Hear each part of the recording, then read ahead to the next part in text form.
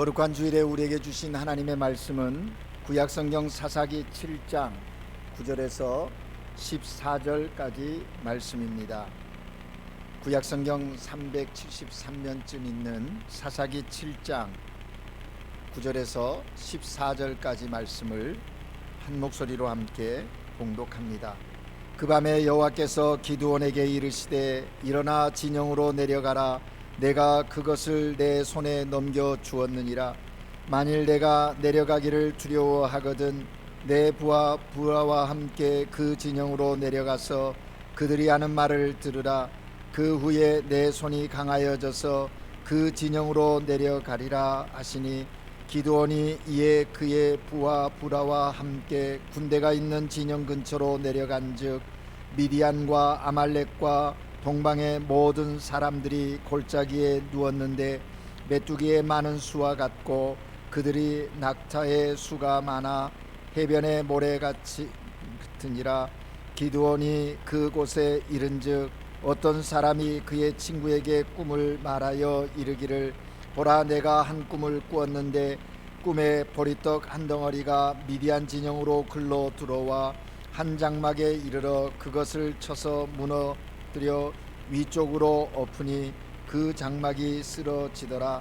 그의 친구가 대답하여 이르되 이는 다른 것이 아니라 이스라엘 사람 요아스의 아들 기드온의 칼이라. 하나님이 미디안과 그 모든 진영을 그 손에 넘겨주셨느니라 하니라. 아멘. 시온 찬양대가 하나님께 찬양 드립니다.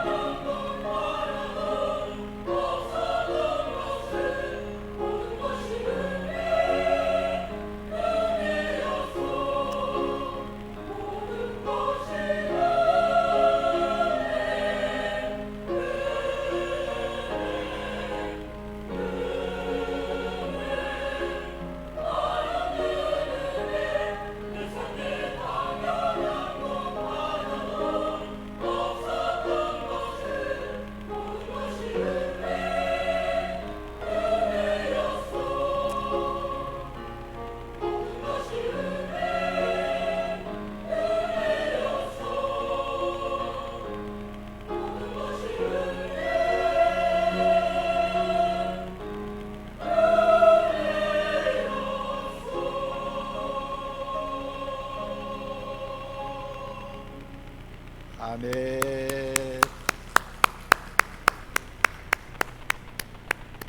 하나님께서 시온 찬양대가 드린 찬양의 고백 기쁘게 받으신 줄로 믿습니다. 이 찬양의 고백이 우리 모두의 고백이 되기를 바랍니다.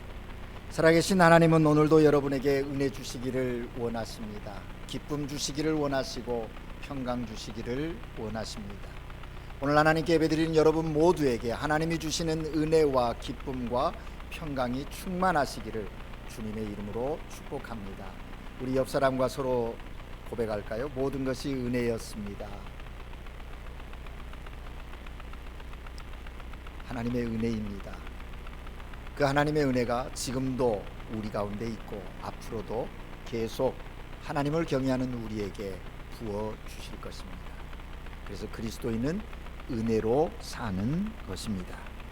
여러분, 사사기는 하나님이 약속하신 땅 가나안 땅에 여호수아의 인도함을 받아 들어간 후에 그 가나안 땅에서 있었던 400년의 기간에 속한 내용들을 다루고 있습니다.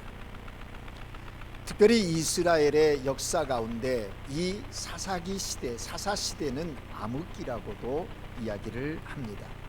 그래서 특별히 사사기를 볼 때에 지난 주에도 말씀드렸듯이 불신앙의 사이클이 있다라고 그랬습니다. 악순환이 계속되는 것이죠. 그래서 12명의 사사가 세워지고 이스라엘을 구원하시는 하나님의 은혜가 저들 가운데 임하게 되는 것입니다. 하나님의 축복을 받은 이스라엘 백성들이 그 축복에 감사하며 믿음으로 끝까지 잘 살아야 하는데 영적인 나태함에 빠져버리고 맙니다. 게으름에 또 세상에 빠져서 한눈을 팔기 시작하여 범죄했다라는 것입니다. 우상을 숭배하게 되고 하나님 아닌 다른 것에 뭔가 마음을 빼앗겨버리는 겁니다.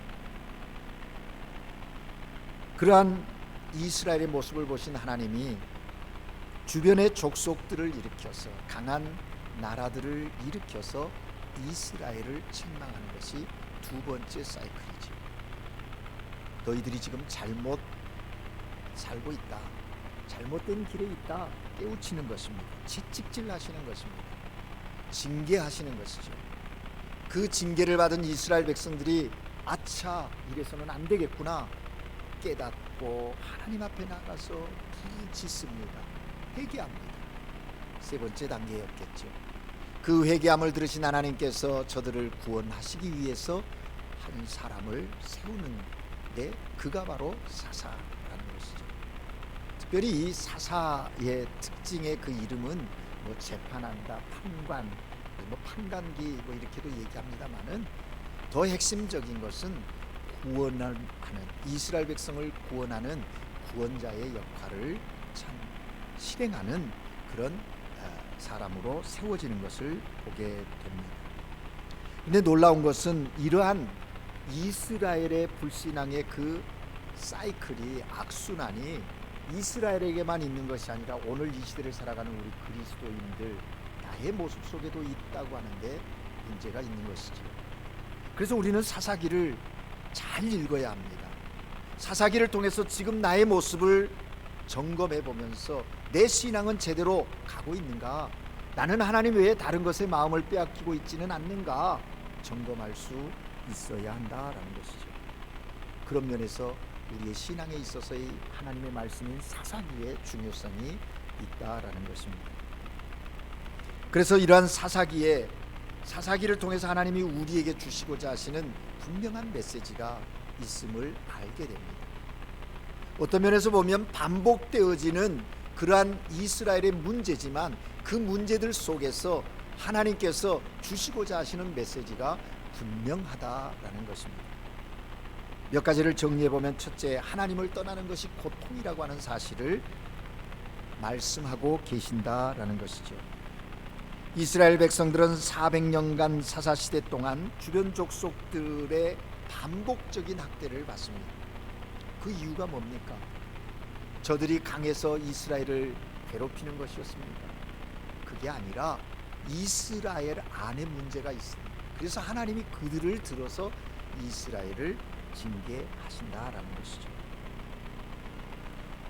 하나님을 떠나 우상을 숭배하는 악을 행하는 그들에게 하나님께서 저들 가운데 삶의 자리에 고통이 주어지게 되었다. 하나님께서 주시게 되었다는 것입니다.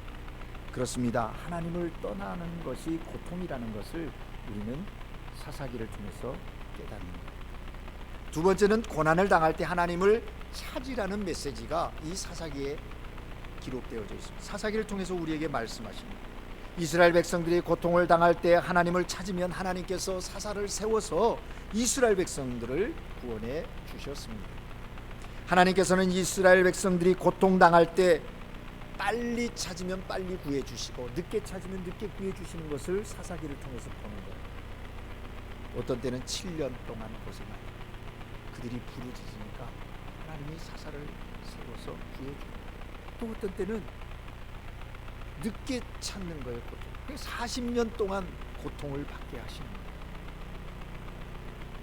한순간에 빨리 처리해서 해주시면 좋을 것 같지만 하나님은 기다리면서 저들이 돌아오기를, 회개하고 돌아오기를 기다리시고 40년이라는 시간이 걸려서 고통당하다가 구원을 받았다라는 것입니다.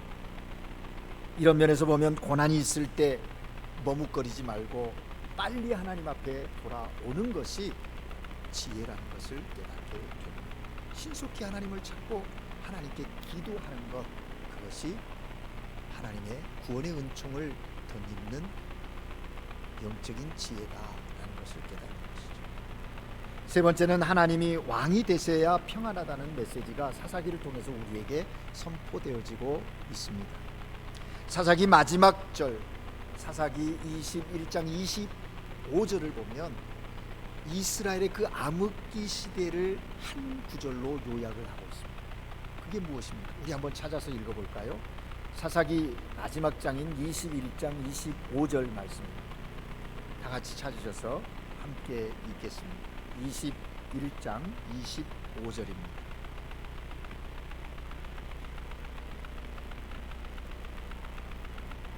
함께 읽을까요? 21장 25절 시작. 그때에 이스라엘에 왕이 없으므로 사람이 각기 자기 소견에 옳은 대로 행하였더라. 아멘. 하나님께서 이스라엘이 가나안에 입성한 후에 왕을 세워주시지 않으셨습니다. 주변 나라는 왕이 세워져서 나라를 다스리고 백성들을 통치하는, 그래서 외적이든 내적이든 어려운 일들을 왕을 중심으로 해서 해결하는 모습을 볼 수가 있는 거죠. 그런데 하나님은 이스라엘 백성들에게 왕을 세워주시지 않았다는 겁니다. 이유가 뭡니까? 한 가지입니다. 하나님께서 이스라엘을 다스리길 원하셨기 때문이다라는 것이죠. 그러나 이스라엘 백성들이 하나님을 왕으로 섬기지 않았기 때문에 저들 가운데 평안이 없어집니다.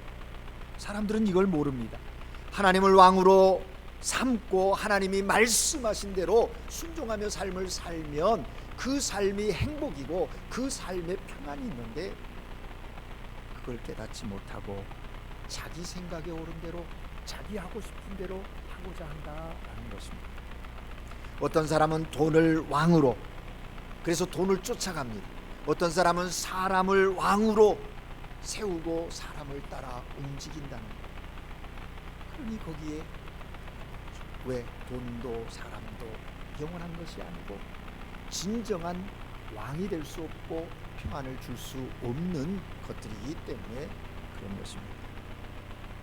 하나님을 왕으로 섬길 때 우리 안에 참된 평안, 인생의 참된 행복을 맛볼 수 있다라는 것이죠. 그 메시지가 사사기를 통해서 오늘 우리에게 전해집니다.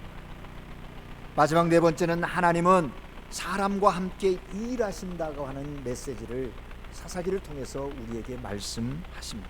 하나님께서는 이스라엘 백성들이 고통 중에 부르짖으면 기도의 응답으로 누구를 세웁니까? 사사를 세워줍니다. 그리고 하나님은 세우신 사사를 통해서 이스라엘 백성들을 구원해 주십니다. 하나님의 일은 사람이 중요합니다. 하나님 혼자 하실 수 있습니다. 수차례 말씀드렸지만 하나님은 전능하신 하나님이시기에 하나님이 하시고자 하시는 대로 작정하신 일들을 행하실 수 있는 분이십니다. 그럼에도 불구하고 하나님은 하나님의 거룩한 일을 하실 때 꼭 사람들을 통해서 하신다고 하는 사실이 우리에게 얼마나 큰 은혜이고 또 감사인지 모르겠습니다. 사람이 중요합니다. 하나님의 일은 사람이 중요한데 하나님이 쓰시는 사람 한 사람이 나오면 하나님의 일이 되는 거예요. 하나님의 일이 되는 거예요. 그 사사기를 통해서 봅니다. 그렇기 때문에 하나님에게는 사람이 중요하고 또 주님의 몸인 교회는 사람의 관심을 가져야 합니다. 사람을 살리는 일과 사람을 키우는 일에 본신의 힘을 쏟아야 한다는 것이죠.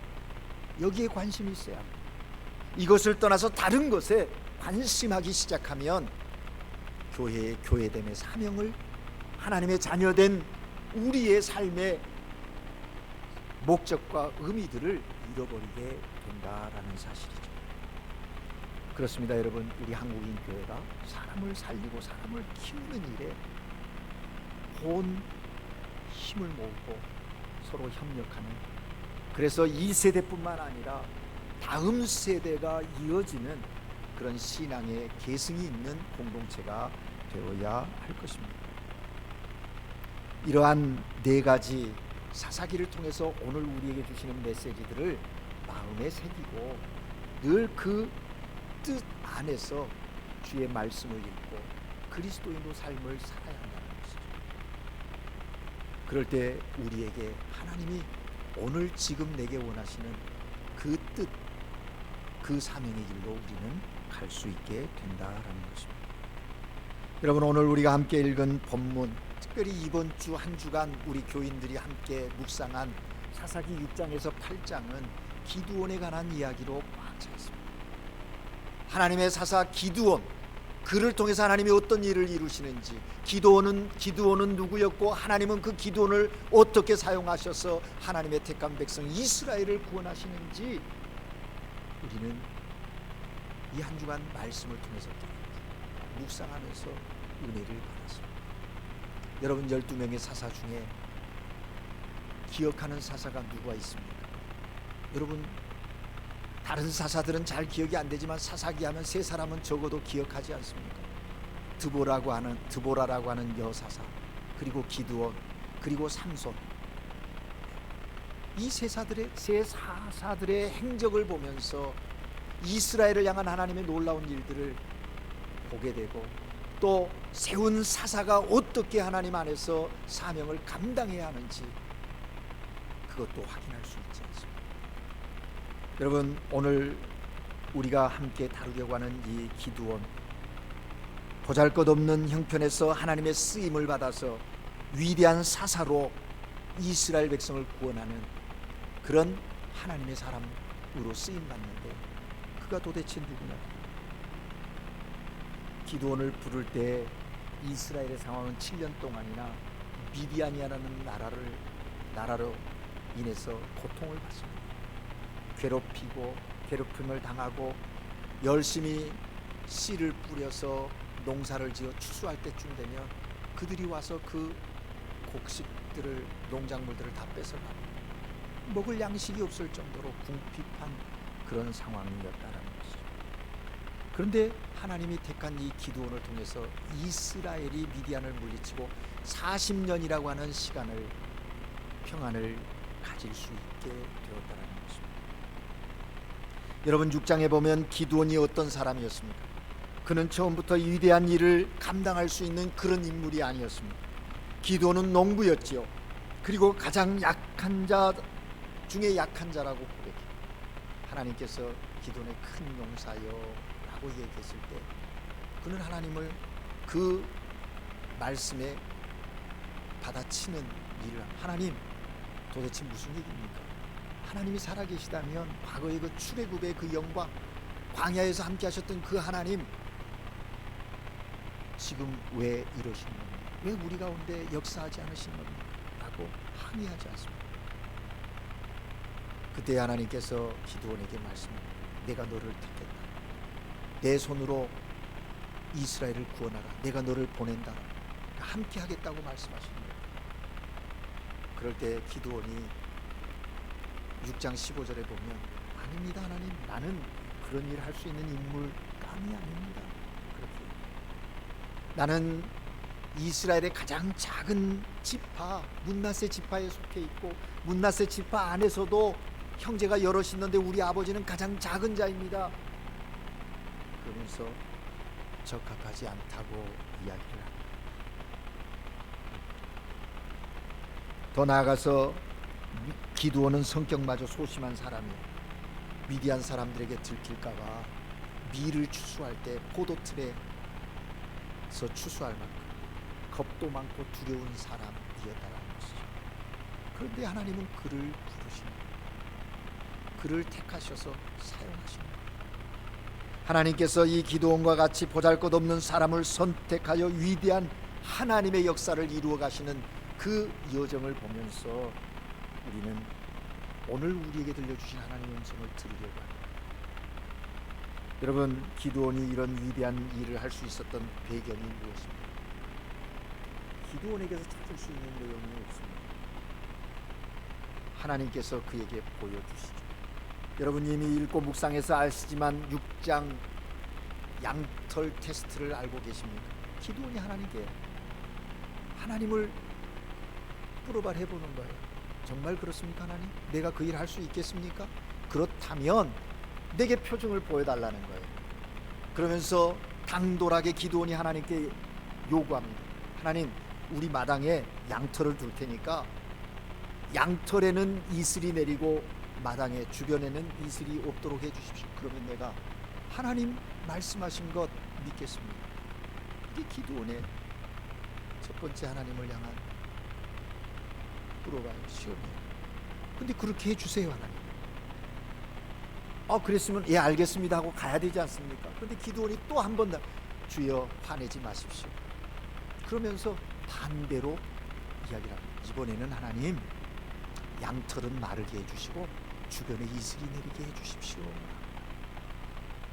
하나님은 기드온의 요구에 표징으로 보여주십니다. 그러자 이제 기드온이 확신하는 거예요. 그래서 이스라엘 백성들에게 지파에 이야기를 하고, 야 우리가 미디안과 싸우자. 하나님이 함께 해주신다고 약속하셨다. 이제 싸우자. 그래서 모았어요. 사람을 모으니까 몇 명이 모여요? 7장으로 넘어가 보면 32,000명이 모였다. 32,000명이 모인 거예요. 그런데 이 병사를 가지고 미디안과 아말렉과 동방족속이 뭉쳐있는 연합군과 싸운다고 하는 것은 쉬운 일이 아니거든요. 32,000명? 그런데 하나님께서 기드온에게 말합니다. 야 너무 많다. 그렇게 말씀하세요. 너무 많다. 2절에 보면 너무 데마시아도 헨트, 데마시아다 헨트, 사람이 너무 많다라는 거예요. 그러면서 두려워한 자 돌려보내라고 합니다. 그러니까 기드온이 그 말을 듣고 이야기를 했더니 몇 명이 갔어요? 22,000명이 돌아가고 있어요. 10,000만 남았습니다. 이쯤 이제 10,000명 데리고 뭘 그래도 하나님이 하시겠다고 하니까 할 것 같은데 다시 하나님이 기드온에게 말합니다. 아직도 많다. 또다비아이 데마시아다 헨. 아직도 사람이 많다라고 말하는 겁니다. 그러면서 테스트를 하죠. 물가로 데려가서 물을 먹게 해라. 물을 먹는 데서 추수를 합니다. 9,700명 돌아가고 300명만 택하십니다. 우리가 일반적인 상식으로 도저히 생각할 수 없고 이해할 수 없는 지금 방법을 하나님이 기드온에게 제시하고 있다는 거죠. 여러분 전쟁에 싸울 수 있는 병사가 많으면 많을수록 좋은 것 아닙니다.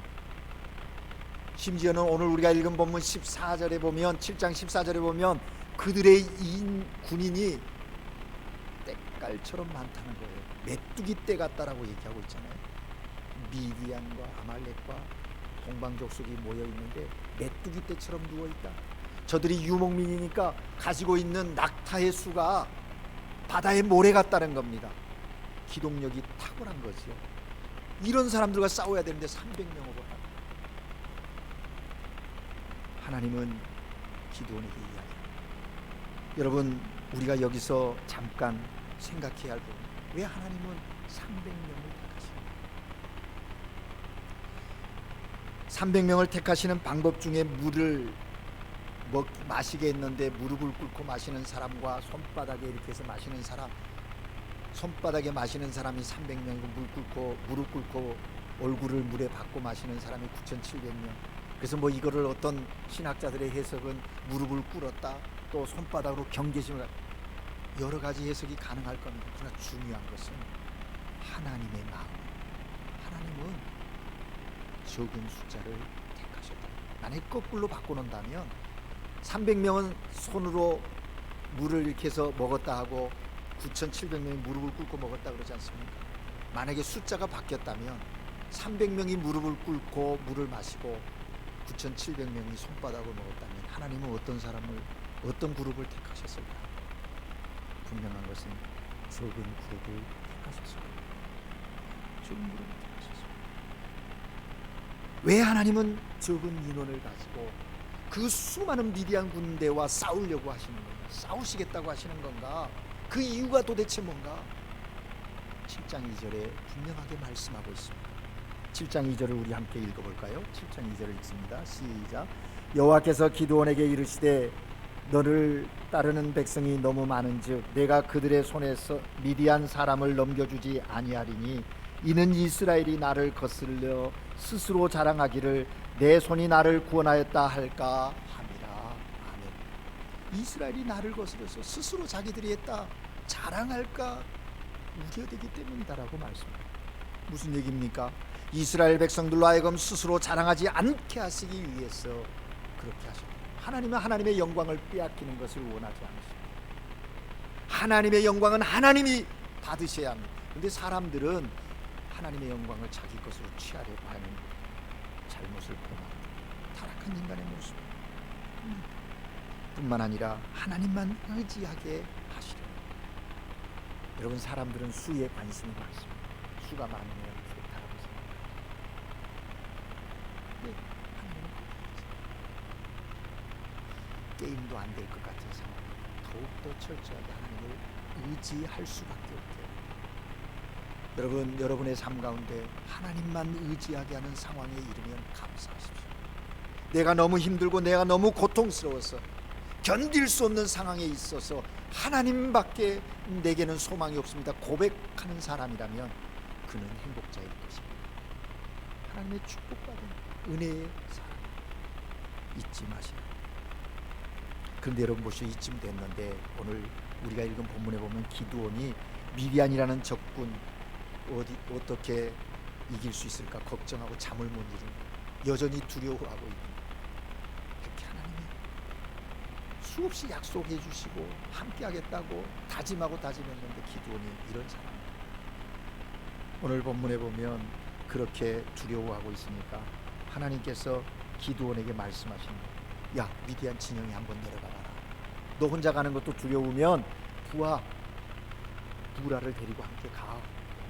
그래서 기드온이 그 미디안 진영으로 갔더니 병사들이 자기가 꾸었던 꿈 얘기를 나누고요. 그게 오늘 우리가 읽은 13절 14절의 내용 아닙니까? 미디안 병사가 꿈의 내용. 야, 내가 어젯밤에 꿈을 꿨는데 희한한 꿈을 꿨어. 글쎄 말이야, 보리떡 한 덩어리가 떼굴떼굴 굴러오더니 우리 장막을 부딪히는 거야. 그 하찮은 보리떡 한 덩어리가 우리 장막을 폭삭 무너뜨리고 말았잖아. 그 꿈을 내가 꿨어 라고 말합니다. 그러니까 그 꿈 이야기를 듣던 옆에 있던 병사가 그 꿈을 해몽하는데요, 뭐라고 말합니까? 야야, 그 꿈은 이스라엘 사람 기드온이 우리 미디안 모든 군대를 박살낸다는 꿈이야. 기드온의 칼 이야기야 라고 얘기해요. 여러분, 절묘한 타이밍 아닙니까?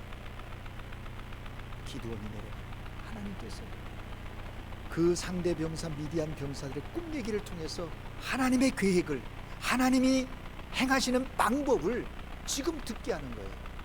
여러분, 그 말을 들었을 때 기드온이 깜짝 놀라.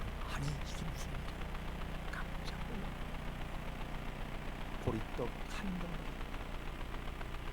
어쩌면 자기 자신이 지금 보리떡 한 덩어리와 같은 하찮은 존재, 있으나 만한 존재, 보잘것없는 존재인, 평범하기 그지없는 존재인데 그 보리떡 한 덩어리가 굴러 미디안을 폭삭 망하게 한다. 너무나도 놀라운 매칭이 되는 거 아닙니까? 여러분, 이 사실을 깨닫고 기도는 깜짝 놀라요. 그때 그 사실을 듣고 하나님께 경배하고 돌아와서 300명의 병사들과 함께 전쟁을 준비합니다. 근데 전쟁을 보십시오. 그 전쟁도 저들이 싸운 전쟁이 아니에요. 하나님의 전술의 방법은 항아리와 횃불과 소리 지름이었습니다. 저들이 가서 직접 미디안 군대와 부딪혀 치고 박는 전쟁이 아니었다니까요. 이미 이 보리떡 한 덩어리 구름 위에 굴러가는 그것을 통해서 미디안 안에, 군사 안에 일하고 계시는 하나님을 보게 하였다라는 것입니다. 하나님이 보리떡 같은 나를 통해서 미디안을 부수고 계시는구나. 저들을 부수는 데는 많은 군사가 필요한 것이 아니구나. 보리떡 한 덩어리 그거면 족하구나 하는 것을 기드온은 깨닫게 되었다는 것이죠. 보리떡이 적을 죽이는 칼날이 될 줄이야. 보리떡 같은 내가 저 막사를 순식간에 부수는 칼날이 될 줄이야. 어떻게 기드온이 깜짝. 그래서 용기 백배하여 진영에 돌아와서 하나님의 그 계획대로 실행을 하게 됐다. 여러분, 우리는 기억합니다. 이 기드온의 전쟁 가운데 하나님이 하시는 일, 어쩌면 오늘 이 시대를 살아가는 우리들, 나도 보리떡 한 덩어리와 같은 존재인지도 모릅니다.